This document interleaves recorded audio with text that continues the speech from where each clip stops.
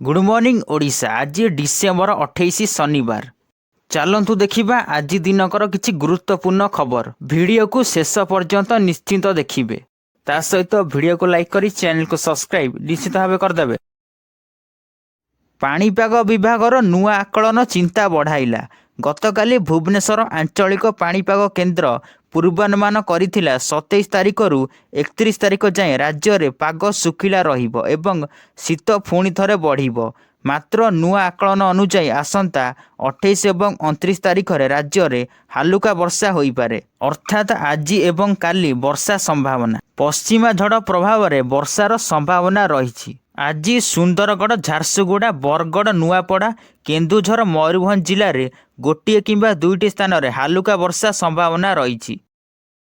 परवर्ती खबर, लगाण वर्षा जोगु कटक जिलार 54,000 हेक्टर जमी रे धान फसल नष्ट होईछि। कृषि विभागर प्राथमिक रिपोर्ट कहूछि केवल कटक जिले में 54,000 हेक्टर चाष जमी फसल उजुड़ी जाइछि। एतिकी बेले क्षयक्षति जनित रिपोर्ट प्रस्तुति पाई मध्य चेष्टा चलीछि। क्षतिग्रस्त चाषी माने 3 दिन भितर नाम पंजीकरण करने को कुहाଯାଇଛି। आवश्यक पड़िले बीमा कंपनी माने चाषी मानक अधिक महलत देबे बोली जिलापाल कहिसंती। किंतु प्रश्न है चाषी प्रथमे तार फसल को बंचाइब ना नाम पंजीकरण करिब। परवर्ती खबर, वर्षारे फसल क्षतिग्रस्त चाषी को मिलिब क्षतिपूरण। सूचना देले जोगाण मंत्री कृष्णचंद्र पात्र। क्षतिपूरण बाबद को कौनसी चाषी चिंतित कि विव्रत न हेबा लगी कहिले मंत्री। टोकन अवधि 15 दिन वृद्धि पाई जिलापाल मानक क्षमता दिया जाइछि। मार्च जाए धान मंडी खोली थिबारु व्यस्त हेबार कौनसी कारण नाही बोली कहिसंती मंत्री। अदिनिया वर्षा पाई चाषी फसल नष्ट होईछि। कृषक माने धान काटी मंडी को नेबा पाई गदा करिथिया बेले वर्षा आरंभ हेबा कारणरू धान गजा होई जाइछि। परवर्ती खबर, भूत राशन कार्ड धारी को नहीं सरकार को जांच।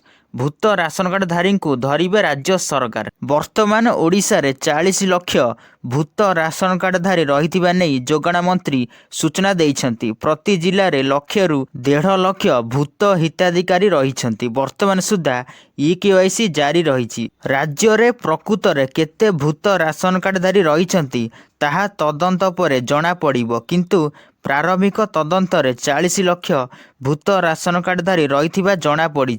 परवर्ती खबर, राज्य रे केते प्रकृत चाषी अछंती जानिबाकू रेजिस्ट्रेशन आरंभ होईछि।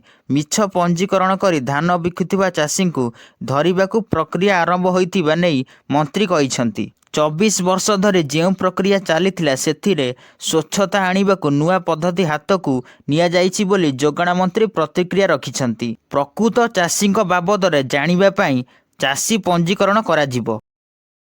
परवर्ती खबर, आसुछि नुआ वर्ष, सेथिलागी सबुठी जोरदार प्रस्तुति। जीरो नाइट सेलिब्रेशन पाई मध्य चाही बसिछंती लोक।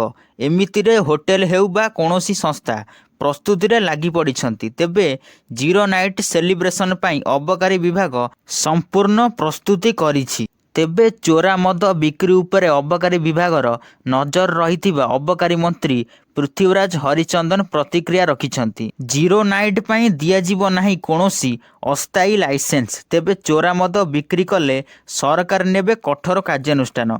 जीरो नाइट रो आळ देखाई केही चोरा मद बिक्री करि परिबे नाही। परवर्ती खबर, बेआईन घर करथिले सावधान। बेआईन घर करथिले भंगाजीव कहिले कटक जिलापाल दत्तात्रेय भाऊ साहिब सिंधे। कटक धवळेश्वर सरकारी जमी बिक्रीर जांच हेब। घटनास्थल को अधिकारी जाई जांच करिवे बोली कहिसंती कटक जिलापाल। जदि खपलाती बाहारे तेबे कार्यानुष्ठान ग्रहण कराजियो बोली कहिसंती कटक जिलापाल। ठकामीर शिकार होइथिले मध्य न्याय पाई कार्य कराजिबो। ठकामीर शिकार होइथिले थानारे आसी अभियोग करंतु। किछि व्यक्तिंक नारे पुलिस निज आडू मामला रुजु करिछि। बेआईन भावे जागा किणी घर करथिले उच्छेद कराजिबो। परवर्ती खबर, social media platform X ray VK Pandian को अकाउंट नाही। इंस्टाग्राम स्टोरी रे पांड्यान निजे एने स्पष्ट करिसंती। से लिखिसंती एक्स रे तांको नारे फेक अकाउंट खोला जाइछि। तांको फोटो को व्यवहार करी फेक अकाउंट खोला जाइछि। ରାଜନୈତିକ ଉଦ୍ଦେଶ୍ୟ ରଖି ଏଭଳି ଫେକ୍ ଆକାଉଣ୍ଟ କରାଯାଉଛି। ତାଙ୍କ ଫଟୋକୁ ମଧ୍ୟ ଅପବ୍ୟବହାର କରାଯାଉଥିବା ସେ କହିଛନ୍ତି। ଉଲ୍ଲେଖଯୋଗ୍ୟ ଯେ କିଛି ଦିନ ହେବ କାର୍ତ୍ତିକ ପାଣ୍ଡିଆନଙ୍କ ନାଁରେ ଏକ୍ସରେ ଏକ ଆକାଉଣ୍ଟକୁ ଏକ ପୋଷ୍ଟ ଭାଇରାଲ ହେଉଛି। ପରବର୍ତ୍ତୀ ଖବର, ବର୍ଡର ଗାଭାସ୍କର ଟ୍ରଫି ପାଇଁ ଏବେ ଉଠୁଛି ପଡ଼ୁଛି ସାରା ବିଶ୍ୱ। ଖାସ୍ କରି କୋହଲିଙ୍କ ଆଚରଣକୁ ନେଇ ଦୋହଲୁଛି ମେଲବୋର୍ଣ୍ଣ। ଅଷ୍ଟ୍ରେଲିଆ ମିଡ଼ିଆରେ ବିରାଟକୁ ଅନେକ ସମାଲୋଚନାର ଶିକାର ହେବାକୁ ପଡ଼ିଲାଣି।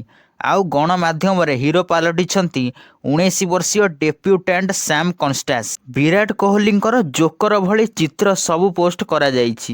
ଏହାର କାରଣ ହେଉଛି ଖେଳାଳି ଆଉଟ୍ ହୋଇଯାଉଥିବା ବେଳେ ବିରାଟ କୋହଲିଙ୍କ ସାମ୍ କନ୍ଷ୍ଟାନ୍ସ କାନ୍ଧକୁ ପିଟିଥିଲେ ଖୁବ୍ ଜୋରରେ। ତେବେ ଏହାକୁ ପସନ୍ଦ କରିନଥିଲେ କନ୍ଷ୍ଟାନ୍ସ।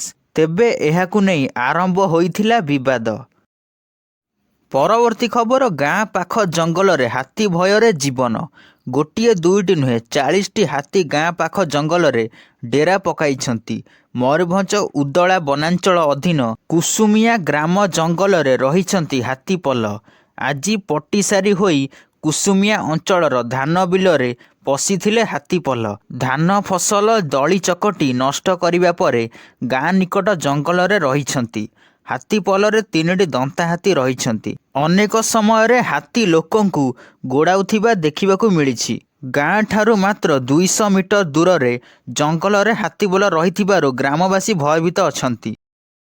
ପରବର୍ତ୍ତୀ ଖବର, ସମସ୍ତଙ୍କ ଲୋକପ୍ରିୟ ସାମାଜିକ ଗଣମାଧ୍ୟମ ଇନ୍ଷ୍ଟାଗ୍ରାମ ଆକାଉଣ୍ଟରେ ଏକ ଭିଡ଼ିଓ ଭାଇରାଲ ହେବାରେ ଲାଗିଛି, ଯାହା ଇଣ୍ଟରନେଟ୍ ଟ୍ରେଣ୍ଡ ହୋଇଛି। 2025 ଛୁଟି ସମୟକୁ ବଢ଼ାଇବା ପାଇଁ ଏକ ଖୁବ୍ ସୁନ୍ଦର ହ୍ୟାକ୍ ଇଣ୍ଟରନେଟ୍ ଭାଇରାଲ ହେବାରେ ଲାଗୁଛି।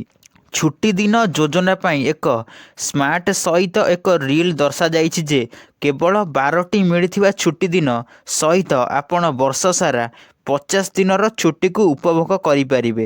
ଏହି ପୋଷ୍ଟଟି କେବଳ 2 ଦିନ ମଧ୍ୟରେ 50,000ରୁ ଅଧିକ ଲାଇକ୍ ଅର୍ଜନ କରିସାରିଛି।